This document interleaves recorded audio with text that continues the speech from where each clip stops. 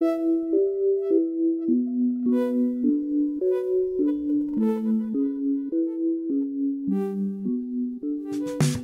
back to Think Deeper from Focus Press. I'm one of your hosts, Jack Wilkie, joined by my brother Joe Wilkie and our good buddy Will Harrub once again. This week we're talking paganism. We're talking a very interesting, unfortunate twist in our culture right now. So we're going to get to that in a minute. I just want to, this week, our plug, give the Focus Press store, just in general. The holiday sales are starting. We always like to get them started early. Shipping the last few years has been a nightmare. And so get that shopping done as soon as you can. So many books and DVDs and just all kinds of material. Some of the T-shirts, things that we have on there. Think Deeper tumblers. We've got our if you're a deep thinker and you want to have your coffee mug tumbler, grab one of those. And so things like that help support our ministry and just is a really great way to give spiritual uplifting gifts to the people in your life. And so check that out, focuspress.org/sale. All right, let's get into our lesson, or our not lesson, podcast. Man, I got off the road at 11:30 last night. I'm a tired guy. So last year we did a Halloween episode and we touched on Wicca and some of those things that are rising up. And over the months, I've seen more and more of that, but not just the Wiccan thing, but genuine paganism. And I think we talked about this a little bit last year. But people who genuinely say they worship Thor and Odin and Zeus and Osiris and the gods of the Egyptians and the Greeks and the Norse people and things like that. And at first you're like, okay, that's just kind of being ironic, right? Like, and we're gonna get into when I was on the road yesterday for hours and hours, I just had video after video rolling. I wasn't watching, I was listening, I should say. I was gonna say while driving down Eyes on the road, Jack. Eyes on the road.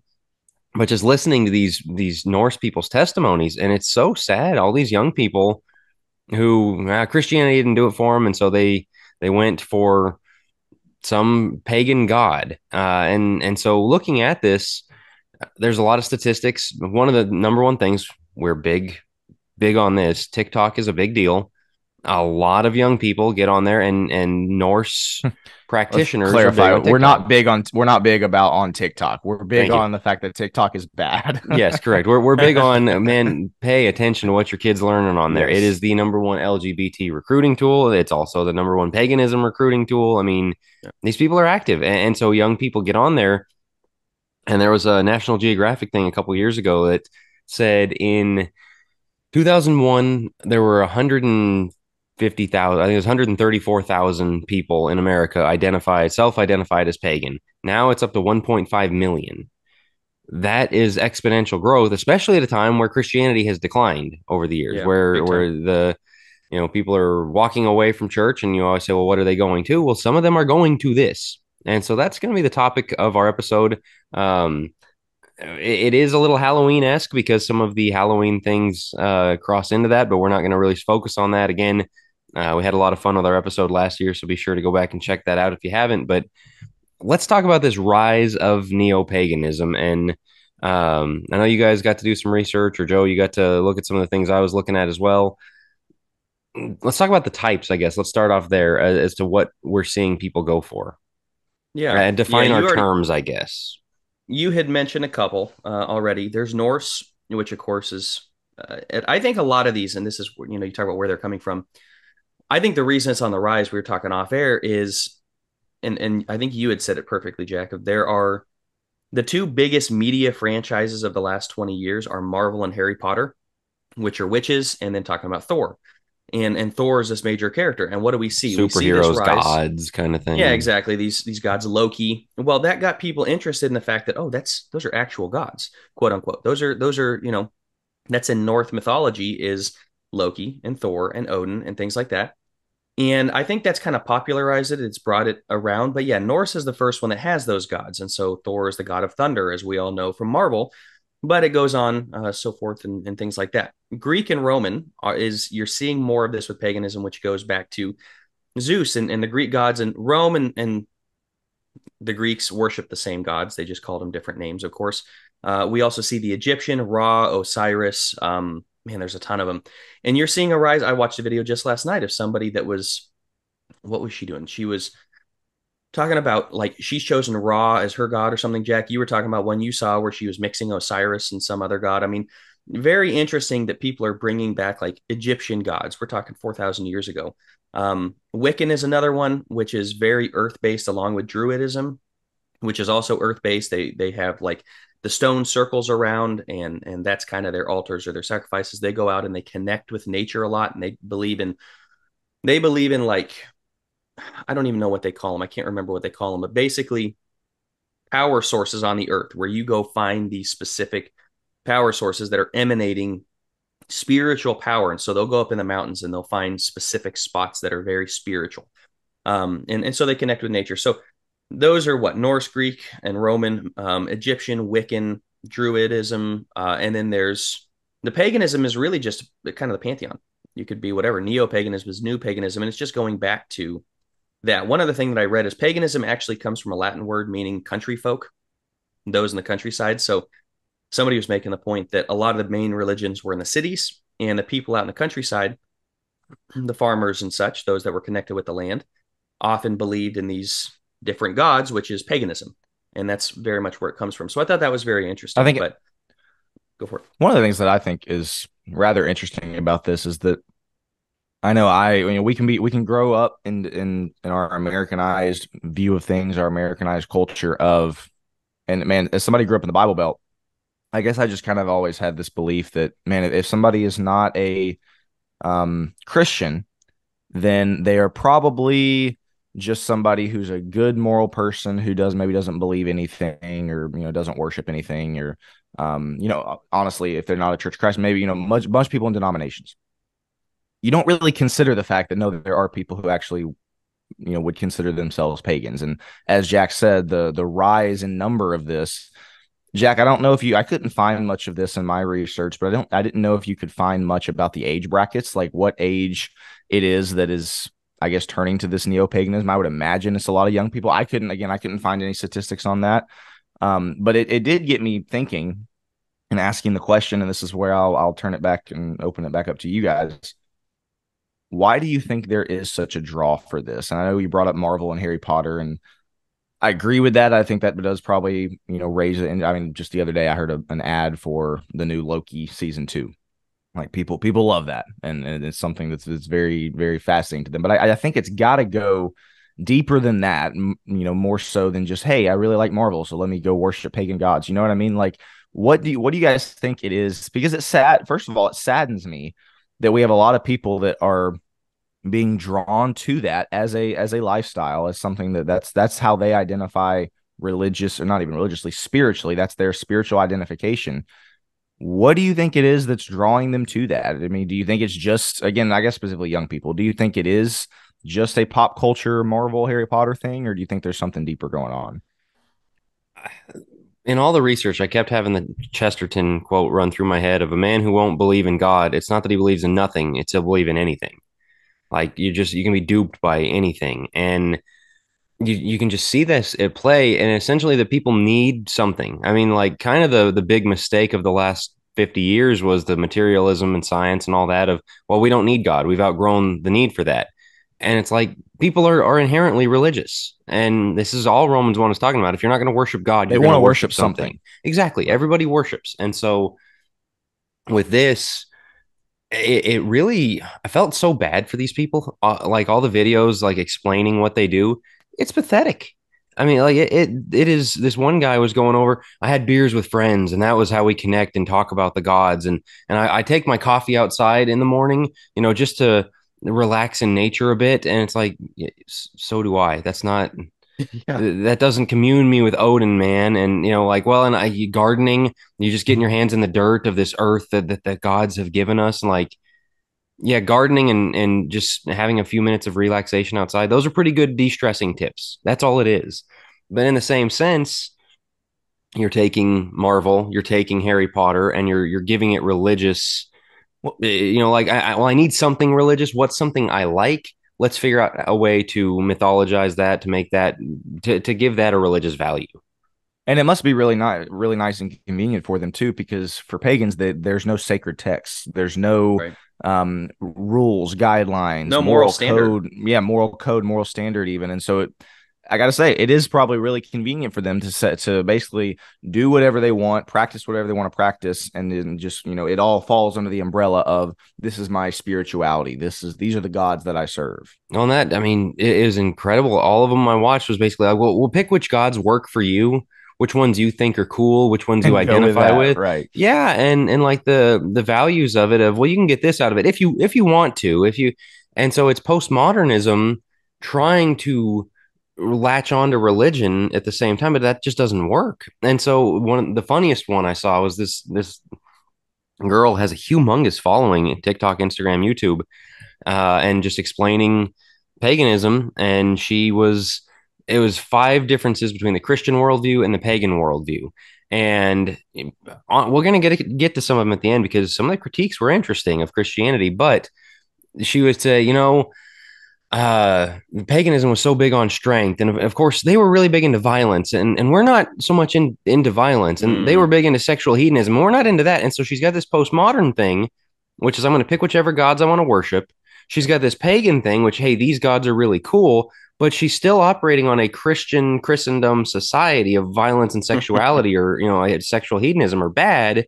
And so like you can just see this train wreck of It's like a worldviews. hodgepodge. Yeah. Oh, and we're seeing this in so many ways, and it's inevitable. It's why anti-God views don't last in the end.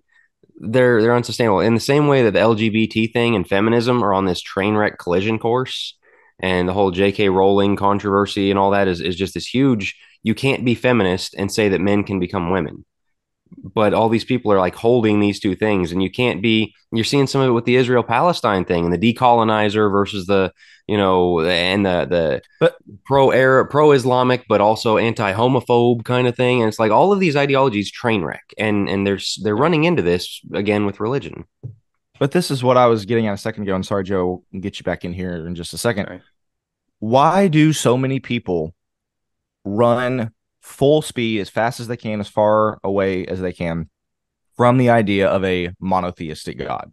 Why is that something that is so repulsive? Because I can't, I'm not going to say I understand it, but I can believe it when there are people who just want to, be sexually promiscuous and change their gender and all this stuff, rejecting a God who says that that's bad. But then you do have people like the person you just described, Jack, who, are not sexual hedonists and who are not, that they still adhere to some kind of moral standard, but they're still running full speed away from a monotheistic Judeo-Christian God.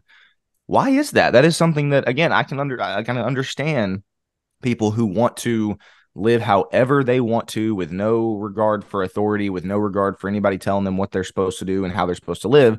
That's one thing, but that's not everybody. And there's still people like that who are running away from just this idea of a God who cares about them, loves them, but also wants them to live a certain way. Well, I read something that was very interesting. They said pagans really don't have any enemies, but if they did, it would be the monotheists. Like they Yeah. can't coexist because they are essentially, obviously, all Surprise, surprise. polytheists. Yeah, exactly. Like those are the ones, excuse me, that they can't get along with. And the reason why is because, exactly as Jack said, postmodernism, truth, truth. Because when there's a polytheistic, which God do you follow? Which God is true? Well, Osiris works for me, and Ra works for you, There's and nothing Zeus objective. works for you.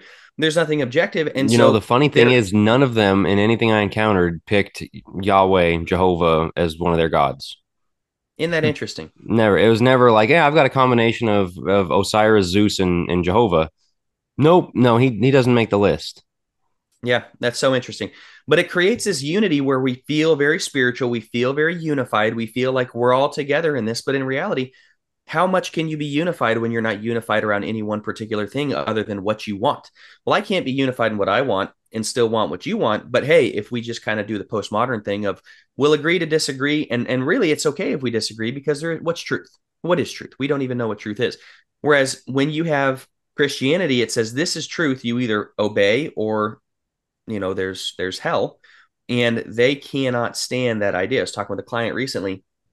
We're going to get into the psychedelic side of things. He's very much into psychedelics, and what those do is they open your mind to everything, and it does create for this universalism of like either Jesus saves everyone, or there are multiple gods, or everybody's finding their own path to God. And that's a very pagan type thing of you come to the gods, the pantheon of gods, in your own way. So we're trying to say this is truth. And what is truth? We want to know. They don't care. What's your truth? What's my truth? It's postmodernism on the going all the way back for thousands of years of we can believe what we want to believe. The interesting thing though is, as Jack said, back then they would kill you for it. Back then there were wars and everything else. I mean, people, we are kind of, unless you do deep dives on history, we're very cocooned from how brutal the world was back then. Like we can watch some movies and oh, Braveheart, it's kind of cool. Like these people were savages until Christianity came in. We're talking the brutality on levels we couldn't even begin to imagine based on the gods that they followed and based on what their gods told them to do. And this is what these people are wanting to go after without all the violence. Like those two things naturally go together. So Jack's point of postmodernism is brilliant, and that's why this is taking off. Is don't tell me what to do. I'm going to be spiritual in my own way. We do run into this in Christianity, though, which we're going to get to again toward the end, but we do run into some of that. On the postmodernism thing, before we get to this next step in our outline, the thing that kept running through my head listening to these people was there's a serpent in their ear saying, "Oh, did God really say you can be God? Why don't you let's take a bite of this. You can be God.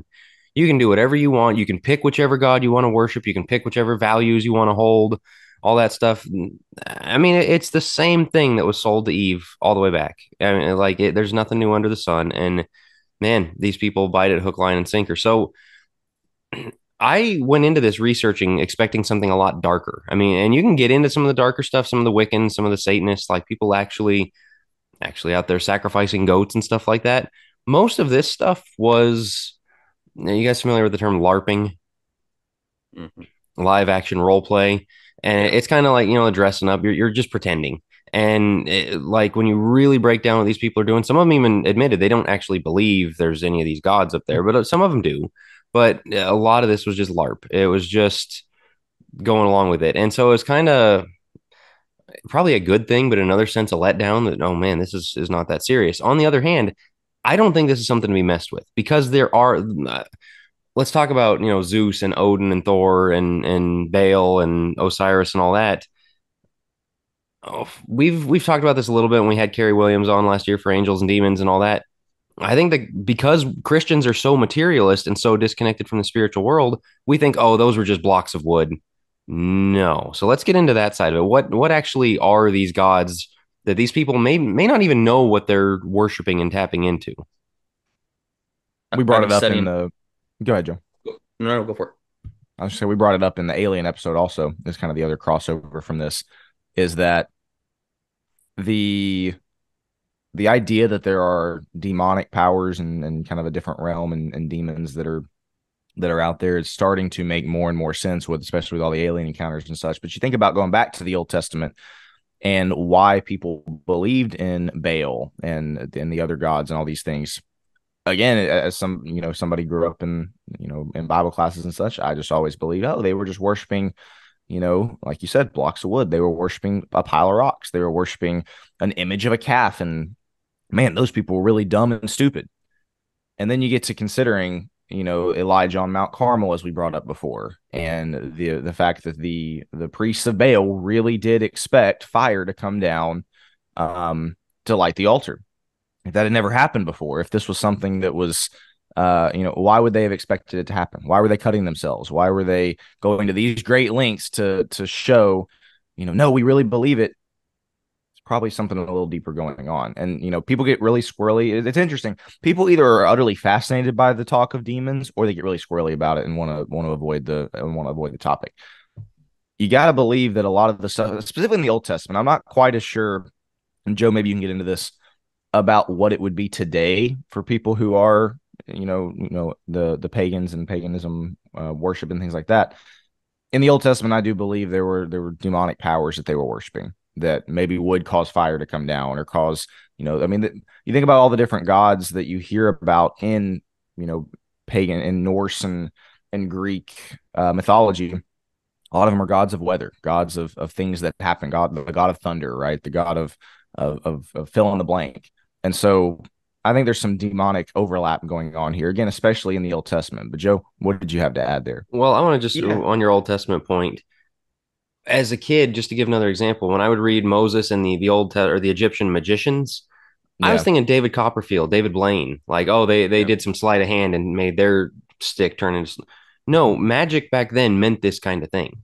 Like they actually Which had some is why power. it was prohibited in Exodus. God said, "You Right. shall not permit a sorceress to live." It wasn't like God was saying, "Hey, don't pull rabbits out of hats." He Right. was saying, "Don't mess with this realm. This is Right. not something that we're to mess with." And those guys did some powerful things. Now, of course, you Yeah, see, God prevents Baal from consuming their sacrifice with Elijah in the plagues. Very quickly, God's power outstrips their power, but they had power. Yeah. And to mentioning the plagues, clearly, and most people know this, but the plagues are directly aligned with the gods of Egypt, right? He's overcoming the god of the Nile and the god of the sun, right? Turning everything dark. And their most powerful gods, he just picks them off one by one and says, "Oh, you think you can do this?" And then he does it. that's cute. Why would Yeah. Right. Yeah, exactly. Why would he do that? Because there are other gods that are at play. I had a couple scriptures to go along with this. Psalm 82, of course, is a key one here. God takes a stand in his own congregation. He judges in the midst of the rulers. That is Elohim, which you could say is mighty men, or some people say he judges and stands above what I prefer to believe. And what I think it's really talking about here is the pagan gods. I think it's talking about him Well, standing in that congregation. And then we also see in Acts 7, I've been studying this recently, and he says in verse 42, but God turned away and delivered them up to serve the host of heaven. Deliver them up to serve the host of heaven. What is he talking about? The host of heaven has to be something. And if they're serving the host of heaven, doesn't it make sense that these would be the fallen angels? These would be demons. These would be the things in that spiritual realm that very much have power. And why would they serve them if they didn't? And it's what Carrie well, Williams think said, about which is, Joe. are you going to sacrifice your own kid if it doesn't work? Well, think about the very first commandment. You shall have no other gods before me. And again, I always grew up going, well, what else are they going to serve? The pile of rocks or the golden calf Right. or, just nothing? The reason that that's the very first command is, and we of course apply it today to, well, don't serve yourself, don't serve money, whatever. And I think that's a just fine application. That's not what God was saying with that first command of like, hey, make sure you don't serve your wealth or don't. No, he was saying there are temptations, and we obviously see in the Old Testament there are going to be temptations to serve other entities that are known as gods, other demonic Yeah. powers. Don't serve those. You serve me. Again, I always grew up thinking, well, duh, what else are they going to serve? There are other things that they could have served as their God, which they, again, a lot of them obviously did right after the Ten Commandments were handed down with the golden calf. And so, yeah, that just to tie that into your point, that's the very first command in the Old Testament that God lays down. Yeah. Don't serve anything else. Don't serve any other demonic entity that you might call God. You serve me. So where do we go from here? Where is it in the New Testament? Well, you look at Ephesians 6, we're fighting spiritual forces of darkness, right? He talks about we are in war. There's a reason he says put on the full armor of God. We're at war. Well, war with what? If everything has been won, and we ultimately know Christ wins in the end, but if he's won every last battle, no Christian would ever fall away. There would be nobody succumbing to temptation. There'd be nothing like that. We're still in battles. He's won the war, but they're trying to take as many people with them as possible between now and then. Therefore, do I think they still have the same power?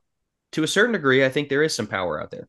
I do think that there are demonic things that take place in this world, and they work in different ways. Maybe they're not raining fire from heaven, but you can look at the Hollywood industry and you can look at a lot of different things. Look at paganism on the rise, look at postmodernism on the rise, look at psychedelics on the rise, and all of the different, the different things we're seeing take place in America where we're slowly pulling away from God and really rapidly pulling away from God.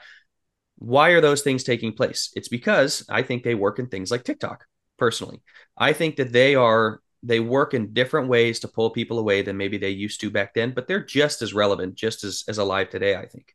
Oh, so one other scripture I want to throw in is 1 Corinthians 10. We've referenced it before, where Paul talks about the meat sacrificed to idols, and he says that the Gentiles worship demons, that these aren't idols, they're demons. And so that in itself is telling. And because we grow up in such a scientific age, the non-religious people among us go, "Oh man, those primitive people and their goofy gods." And we as Christian, and they mean that about us as well. They, oh, the Jewish people, Abraham, he thought he had a God. Great, and just like all of them, and they lump them all together. And we go, no, no, no, no. 99% of them, they were all those primitive people, but ours had the real God. Like, no, ours did have the real God, but the other people had something there as well. There's a reason they did this. It wasn't just they wanted to, I mean, like all the explanations people come up with. Oh, they just wanted some comforting explanation as to why, storms came up. And so they came up with a storm God. Like, no, no, there's something more there. And so there's that. I think there's another thing. And all these episodes, kind of have a strange overlap. Last week we talked about premillennialism a little bit in that millennium, the 1,000 years, where it says Satan is bound for 1,000 years. We believe we're living in the 1,000 years, and I believe Satan's bound right now because there was a time where those magicians they could do some stuff. There was a time where those powers were seen, and even in Jesus's day, the demon possession, where he's having to cast out demons, and into the Book of Acts, where they were having to do stuff like that, and we're not seeing that. And I think a big part of it was the spread of Christianity throughout the world went to the Norse gods and defeated Thor and Odin. Like the people converted, and it went to Mexico and to Peru and to the Incan and Aztec and Mayan and those gods. I mean, just awful civilizations, awful religions, and defeated them. And all over the world, Christians went in and uprooted paganism because Jesus had overcome all their gods. I mean, there is that spiritual war, and it's kind of like the game of Risk. Like you could see in the first century, kind of the world map of who controls what. And Jesus slowly went and picked off each of those gods and said, no, this is mine now. This is mine now. This is mine now. This is mine now. And so they don't have the operating capability they once did. However, so let's get to this kind of how this paganism is returning. I believe that the demons, Satan, they work very covertly. They're very smart. And that all these people that are kind of semi-ironically, maybe not 100% seriously worshiping these gods. And some of them are serious, but some of them it's like, I'm not really sure I believe them, but the dress up for them is fun, right? The dress up is fun. It connects me to my ancestors. It gives me roots, which people really need. People really want roots. In fact, Joe and I saw one where, I mean, these people were just total white supremacists. I mean, just chanting Nazi slogans. Nazis. It's a church out in California that worships Thor and Odin and are Nazis because they're like, we're white people from the white Norse folks, and this is the religion of our ancestors, and we're preserving our bloodline. And I mean, it's crazy the stuff that's out there, but it's again, I think the demons are working through people saying, look, this gives you a good feeling. It gives you some kind of root, some kind of grounding and tradition and all that. And so, yeah, just have fun with it. But then you start seeing the demonic stuff that is going on that is really not different than was back then. So let's talk about that a little bit of this return of this ideology and the hallmarks of pagan religion. Yeah, I would say, and I was thinking about this because as you were talking throughout, I think as Christianity goes, that's what roots it out. But I do think the Norse, yeah, you have some maybe that go way back, but we're talking in the Middle Ages, some of these, and they still had like Boniface, I think is one of those, right, where he chops down the tree. These people still believed hundreds, maybe even 1,000 years after Christ in their gods, quote unquote. If they had not been working for 1,000 years, I don't think you would have seen the same level of trust in Thor or whatever it is. It's when Christianity gets there that I think Christ overtakes. And honestly, I think that's kind of what's being talked about in 1 Corinthians 13. The more you look at it, when the perfect comes, that means when it comes into a culture, when the word of God and when Christianity comes into a culture, it overtakes that culture and it changes things, right? And that's why we don't have the demonic and things like that. Until Christianity comes, I don't see how. I still think that these gods are still working in cultures like that. However, to get into how we're seeing it today, you are seeing things like child sacrifice, right? You had Molech, the statue with the arms out with the bowl, and you'd put your firstborn in the arms, and sometimes they'd say it'd slide into a hole. I was reading this, it's just brutal. They light the fire underneath, and the child would slide down into the hole, and it would kill their firstborn. And if you did that, then the rest of your family was going to be blessed and good crops and everything else. Child sacrifice. Well, what are we seeing today? I mean, we're seeing abortion. We're seeing people giving up. And what is the reason for abortion? Financial hardship, or your career, or your personal. It'll financially bless your family. Yep. Yeah, that's right. And well, I've got stuff to do, things that I like, a career, just things I want to pursue. And so if I sacrifice my child, I'll get those things. Yeah. And because it's not so direct, it's not, oh, if I light this child on fire, I'll get money. We think we're above that, but we're doing the exact same thing. That's basically what it is, right? Ashtaroth was another one where it was temple prostitution. We see this a lot throughout like 1 Corinthians and such, where they would go to the temple prostitute. That was a big part, the sexual degeneracy. What do we see nowadays? We're seeing sexual degeneracy on levels that are unbelievable. And sex as religion. I mean, what is a pride parade? If that is not religious to those people out there demonstrating in the streets, and they've got to evangelize, they've got to teach kids, all of this stuff. Drag Queen story hour, yeah. Oh, yeah. I mean, it's awful, but it perfectly lines up with how sexual religious degeneracy, or religious sexual degeneracy, I should say, always worked. It's not different. We just think we're above it. And on that note, specifically the drag queens and the transgender explosion, I've had people who have said, man, there's just something, because, you had the homosexual movement, which, I remember was big. I mean, it was starting to be in TV shows and companies were coming out supporting it and there were boycotts and, it was something that was new to the culture. And unfortunately, that's kind of gone by the wayside now. We don't really think quite as much about the homosexual tolerance and acceptance that our nation has because the transgender movement has exploded. But something does feel different about this transgender movement with the drag queen story or with the pride parades. I mean, you see some of those videos where they've got kids at these shows and just performing basically, again, sex acts right in front of them and parents cheering and all this. I had somebody say there's got to be demonic possession going on with some of this. There's got to be some kind of, again, it's different than, again, the homosexual movement, different than what we were seeing a decade plus ago when homosexuality was really on the rise. And again, companies were coming out and supporting it. What you're seeing at these, and when I first heard that, I was like, okay, whatever. It was an older person. And so I was like, okay, whatever. Maybe there's something to that. Again, with these people that are just blatantly trying to make sure that your kids, that our kids, fall into this and accept this. Maybe there is something to that. But yeah, I mean, you've got all these things, Joe, you're bringing up, child sacrifice, you've got sexual degeneracy, the narcotics you brought up with do you have something? Well, and I was just gonna say real fast, we're also mutilating kids from transgenderism, and that's getting earlier and earlier, which is also a form of child sacrifice in my ways, in my opinion, of we are sacrificing their futures, we're sacrificing their sexuality, all for the sake of what? And I was thinking as you were talking about it, going back to Romans 1, verse 21, for even though they knew God, they did not honor him as God or give thanks, but they became futile in their speculations. Their foolish heart was dark, and professing to be wise, they became fools. They exchanged the glory of the incorruptible God for an image in the form of corruptible man and of birds and of four-footed animals and crawling creatures. Well, what did we just say Molech was? It was a bull, right? Like all of these gods are in these. So it's talking about paganism. It's talking about them giving up what they knew to be right, which was God. They didn't give him thanks. They didn't honor him. They go into paganism. What happens after that? They give them up the lusts of their hearts. It spirals right into sexual degeneracy. From there, I mean, I think it's a progression. I think you give up God, you pursue other gods because we're naturally spiritual beings. You go into sexual degeneracy, and then that opens the floodgates to everything that's listed here: unrighteousness, wickedness, greed. That's exactly what Romans 1 teaches, right? That's exactly it. It's an outline of how this happens. Well, what are we seeing more in America? Degeneracy on every level. But how did that start? It starts with Alfred Kinsey. It starts with all of these sexual degenerate people that are bringing in ridiculousness, but it starts really with paganism, where we're giving up what God created internally for what we want. Well, Joe, you said it starts with rejecting God. I would go back even a step further to, oh goodness, I should have had it in front of me. Verse 18 or 19. What does it actually start with? They're suppressing the truth. And that's what causes them to reject. That's the very first thing, going back to y'all's postmodernism. Postmodernism. They want to suppress the truth. They want to hold down, hinder, prevent the truth, leads them to reject God, leads them to glorify other things, worship and serve the creature. And then again, just the downward spiral continues into the sexual degeneration that Paul pretty graphically spells out there in Romans 1. And then again, goes into all the other things. All starts with a suppression, with a desperate attempt at preventing the truth.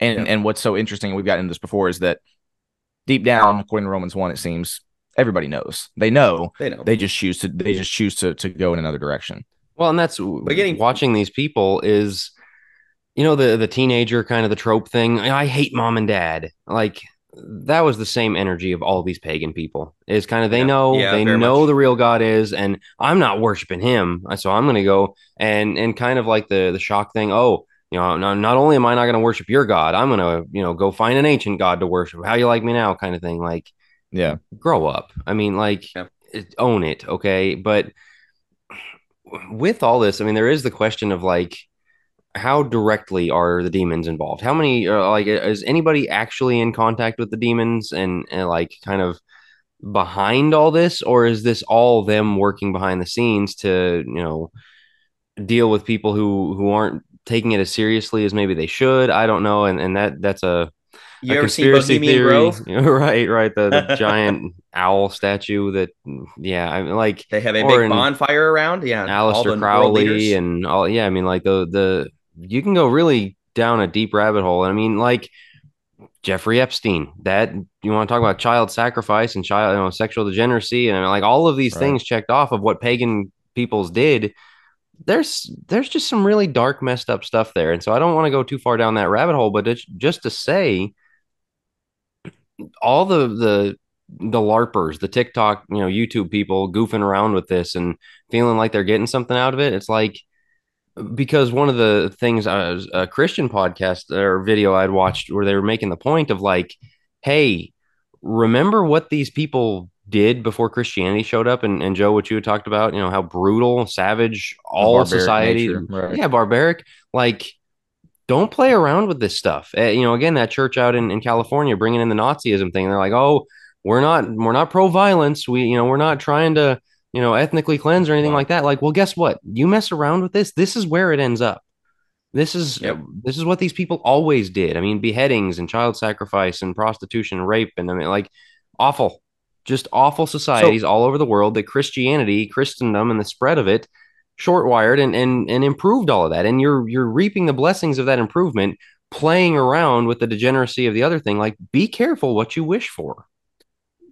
One of the things, and Will, you were getting to this because it comes back around to some of the things that we're seeing returning, is everything you just mentioned, Jack, along with the narcotics. And you mentioned, are we in contact with demons?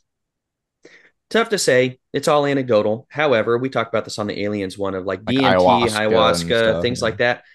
They very much seem to contact some form of spirituality. And what's interesting is they all come out, again, kind of as I mentioned earlier, believing some of the same things, the universalism or the multiple gods, or there's a spiritual Postmodernism realm. is what you're enlightened to. Is, oh, everything's right. Right, using these psychedelics. And I was reading a very interesting article about how the ancients really did know psychedelics. You can get into the Book of Enoch, how they figured this out. There's some interesting reading there. But what's interesting is every culture seemed to have their own. We see it in South America. They had their own things to get high. They still in Peru. You can go to these shamans and get high down there. You can look at the Native Americans with the ayahuasca, and they did their sweat lodges and things like that that brought them into different places. You can look at other parts of the world. There's some in Africa. Each part has their own psychedelic or psychotropic plants. Isn't it interesting that, again, a lot of these serve very, very similar gods, gods of weather, gods of sun, gods of the moon, gods of the planets, things like that. And what do you also happen to see all over the world? You happen to see ziggurats. You happen to see pyramids. You see these Mhm. structures, these mounds, these hills that are in that. You see that one in there's one in Illinois that was from Native Americans. You see it in Peru. You see it in Mexico. You see it in Guatemala. You see it in Egypt. You see it in Sudan. You see it in Antarctica. There are those in Antarctica. Well, what do you think high places are? Going up Yeah. and sacrificing at these high places. All of these people had their own psychotropics. And you could say that's a big stretch.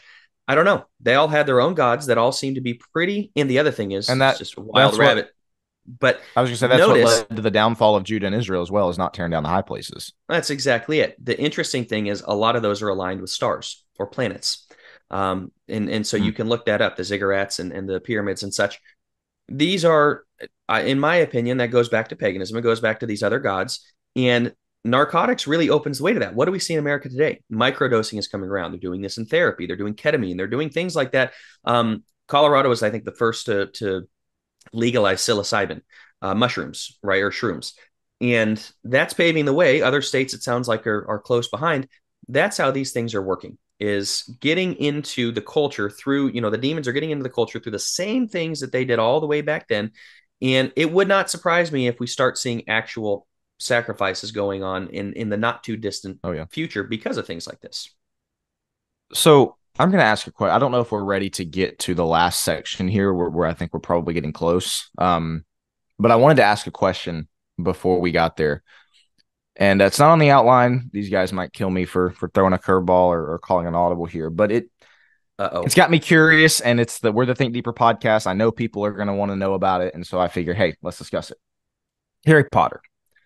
There's a lot of debate surrounding Harry Potter. I was trying to think of. I mean, you could argue, I guess, Lord of the Rings and Star Wars is not really source. And like we talked about Marvel and To a stuff. certain degree. No, funny enough, nobody really ever has anything bad to say about Marvel. It's just Harry Potter that everybody has the big problem with. And so I know there's got to be people that are listening to this or watching this going, yeah, okay, so should I not let my kids read Harry Potter? And I don't know if I know Jack and Joe previously, at least, have kind of been on different pages about this. And so, yeah, I knew this was something that probably a lot of our listeners were going to be curious about. And again, not on the outline, definitely an audible here.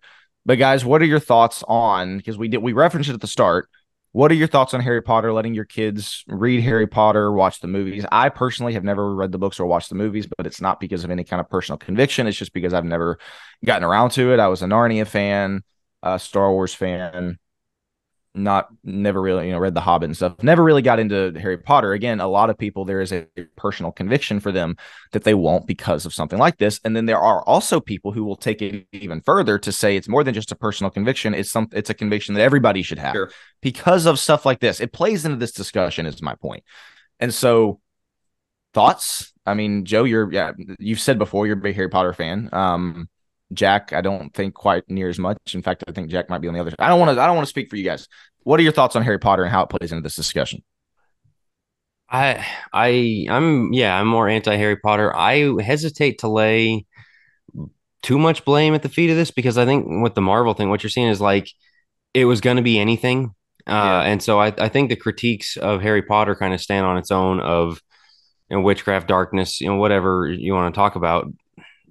You could go back and forth on that, but I don't want to lay all of this at the feet of that because it's like, man, it could have been Blue's Clues. I mean, like whatever these people needed, like they were going to have. And I think this is more of a Christian parents be really careful. And I guess this does give people a pathway, but I'm not sure I would blame Harry Potter directly for it.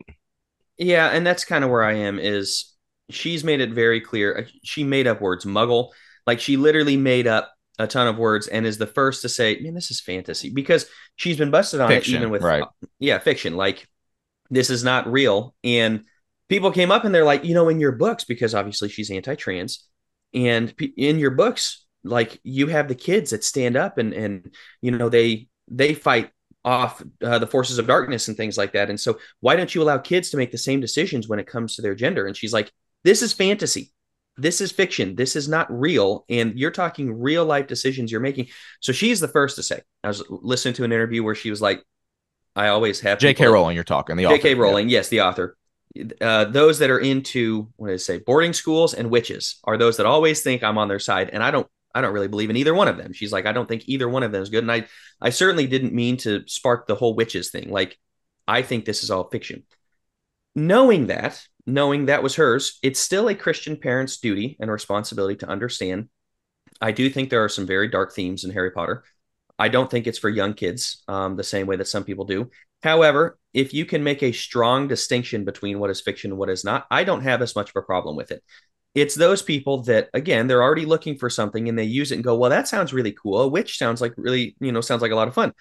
You are going to find it one way or the other. A lot of Christian parents can look to that and go, oh, Harry Potter did it. No, you didn't have a good enough relation. If reading a book sends them off on paganism, you got bigger fish to fry than reading Harry Potter. I'll say this. One of the guys I was watching to research this, Odin worship practitioner, he got his start. He was in Catholic confirmation classes and just didn't like it that much. And he said, I prayed to whatever deity would answer me that I would get an answer. And I had a dream that night that Gandalf came to me. Well, a lot of Christians are cool with Lord of the Rings. For this guy, it was Gandalf. Gandalf got him into Odinism. He started researching the connections between Gandalf and Odin. It's like, yeah, I don't think Tolkien, a devout Catholic, I should say it right, a devout Catholic would want you to draw that inference. But again, it's kind of whatever you're looking for, you're going to find it. Because, I mean, to give her credit, despite all its flaws, the central message of Harry Potter was deeply Christian. And so it is what it is on that point. I did want to talk about here on these last couple things before our time is up, the valid critiques, or I guess the reasons that the people gave for abandoning Christianity for paganism, and maybe things we can learn from that. One of them I mentioned was the girl who did the 5 differences between the pagan worldview and the Christian worldview. She pointed out that they are very much on strength and not physical fitness so much, but just kind of like taking care of yourself. The body matters, and there's this Nietzschean critique of Christianity that it's just very weak. It's wimpy. It's about losing. It's about being bowled over. And he points to the cross of like, look, your God died on a cross. And a lot of these Norse people are like, look, your God, our gods were warriors. Yours went and died. And like, and yet he came out of the grave and defeated your gods. Yeah, Like, read Revelation 1. he's the ultimate, champion of all those things in Ephesians 6 and all that. But I think they have a valid critique about the wimpiness of a lot of Christianity. And that was Nietzsche's thing of like, no, we need the Ubermensch, the strong man, the great man. And Christianity is about being a wimpy man. And I think he's wrong about that, but I get why they would see that from the Christianity they see. Well, yeah, if you're looking at Tim Keller, and if you're comparing him to some of the Andy stronger men out Stanley, there, yeah. Andy Stanley, like, come on. And I think that's to me, it is a very valid critique to say we've feminized and kind of made Christianity wimpy when in reality we are the conquerors. We are no, we're not going out there with axes and swords and whatnot and fighting, but we are in battle. We are in battle against something that's far bigger than any of us, right? That obviously we need God. But you see, like you read through First Timothy 3 and what God wanted as the men of God. I just have a difficult time seeing somebody who's wimpy. I see a guy who's willing to stand up and say the hard things, who's willing to call people out, who's willing to do the things that a man would do. And we don't hold that up as being good. And it's interesting that our masculine and feminine episodes exploded. Those are some of our most listened to episodes. Why? People are very interested in this. They're very interested in what is the role of a man because they recognize, I think everybody recognizes we feminize Christianity to the point that anything could come in and appear more strong than we are. This is why Andrew Tate, guy's an idiot, so I'm not saying that we should listen to him, but this is why he went toward Islam, is he saw the same critique and said, Christianity, all these Christians don't actually believe in what they claim to believe. They're out there doing the same things as everybody else, and they're weak. Whereas Allah is strong. Well, I don't agree with that critique that Allah is strong, but he does. Again, these guys have a point.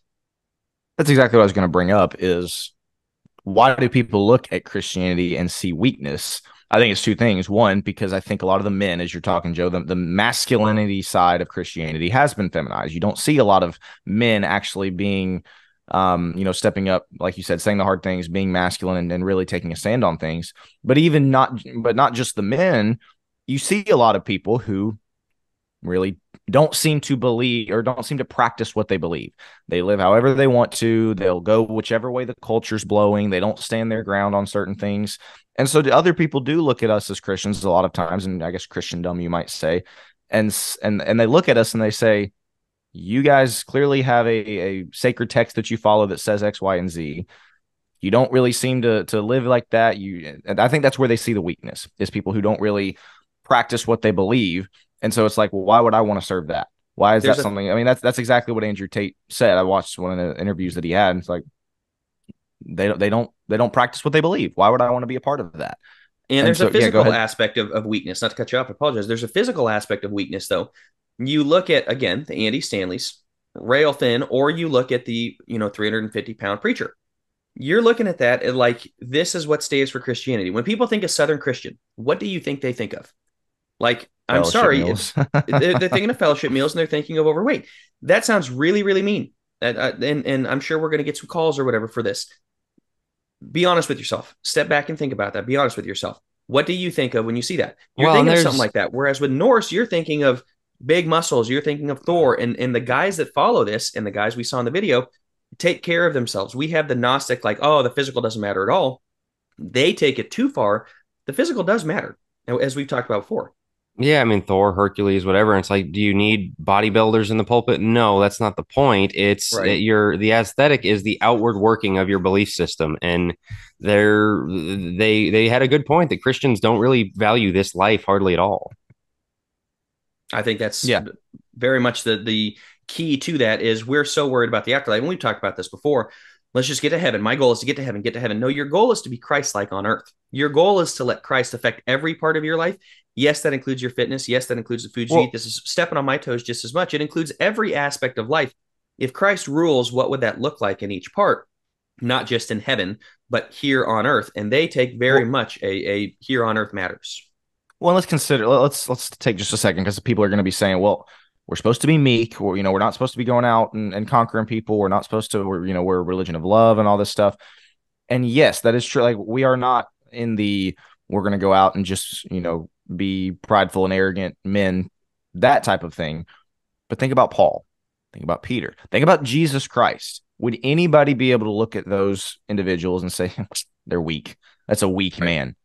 No. Consider all the things that Paul went through just himself. Consider the things, of course, that Jesus Christ went through, but consider also the things that they said, the things that they stood up for, the things that they preached, the stances that they took. Nobody could rightly look at them and label them as weak. That would just be incorrect. A lot of people who are representing Christianity today, and I'm going to say it even in the Church of Christ, unfortunately, you're not going to be able to have that same, you can look at them and call them weak, I guess is my point. And so, no, we don't agree with the critique of Christianity being weak. Unfortunately, a lot of the representation of Christianity, again, because of the lack of stance taking, because we're not saying the hard things, because we are not physically taking care of ourselves in a lot of instances. Unfortunately, yes, the people who are standing for in representation of Christianity can appear weak at times. That's all we're saying. Again, it's not that we need to go out and conquer other people like they did in the Crusades or anything like that. It's just that we need to actually have the strong belief and actually act on the fact that yes, we are Christians and we're not ashamed of it. Yeah, And that this was isn't on the outline. one of my biggest takeaways of this whole thing was Christian maximalism is what we need. Is like, man, be a Christian and own it. These people are being pagan and own it. Like, we kind of do the thing of quiet Christianity and, well, hopefully somebody will come ask me about my faith. It doesn't work that Or way. my being a Christian will hurt others' feelings, so I'm going to keep that kind of on the down low. I mean, just like be the, because I've always kind of been embarrassed about that guy who's just boldly out there. No, really be like, hey, I go to worship. I'm in my Bible. Prayer is a big deal, and not practicing your religion before men, but just be like, hey, this is who I am. This is who we are. Because to them, Christian can mean it doesn't mean anything because it's just such a broad spectrum. Like, let's give people a vision of what it is. But the other thing is kind of this conquest idea.